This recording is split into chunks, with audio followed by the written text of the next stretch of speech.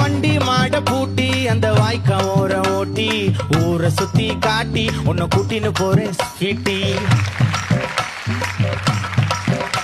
நான் ரொம்ப கோபக்காரி, நீ சுத்துற ஒரு மாதிரி ஆடிக்கார ஏறி நான் போக போறேன் சாரி. ஓ அப்படியா?